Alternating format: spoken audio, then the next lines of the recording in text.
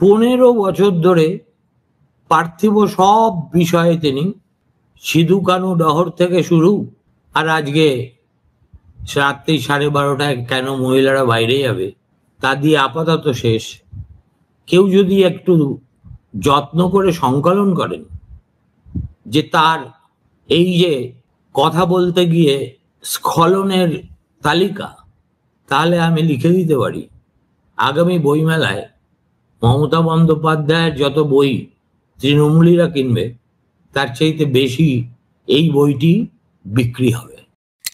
আচ্ছা, লকেট চট্টোপাধ্যায় অত দলবল নিয়ে দিনে দুপুরে হাসপাতালে গিয়ে ঠিক কি করতেন? যা ফুটেজ পাওয়ার তিনি তো বাইরে বসেই পেয়েছেন, ভিতরে গেলে উদ্বৃত্ত কি পেতেন? প্রথম কথা, ওই যে মেয়েটির সঙ্গে তাদের দেখা করার কোনো প্রশ্নই ছিল না, কেননা হাসপাতাল কর্তৃপক্ষ প্রোটোকল মেনেই সে কাজ করতে দিতে পারেন না। এই অধিকার আছে তার পরিবারের লোকজনের।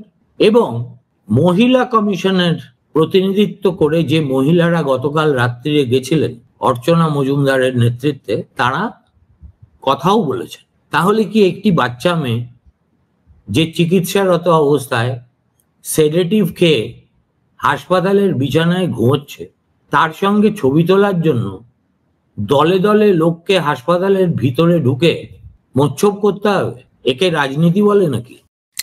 ডাক্তারস ফোরামের বক্তব্য হলো, এইভাবে কেন একটা বিশেষ রাজনৈতিক দল গুন্ডামি করে তথাকথিত নির্যাতিতার বাবা মাকে নিজের সম্পত্তি করে নেবে। এই নিয়ে আরেক প্রশ্ন গন্ডগোল হয়েছে, তারা আবার থানা পুলিশ করেছেন, সেখানে গিয়ে বিক্ষোভ দেখিয়েছেন। আচ্ছা, মেয়েটির বাবা মা যদি তাদের সঙ্গে দেখা করতে না চান, ধরে নিলাম আন্ডার ক্যাপটিভিটি দেখা করতে না চান, তাহলে পুলিশ কি করতে পারে?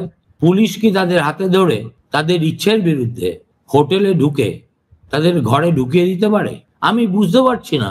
What is happening in Durgapur না right now is a bizarre drama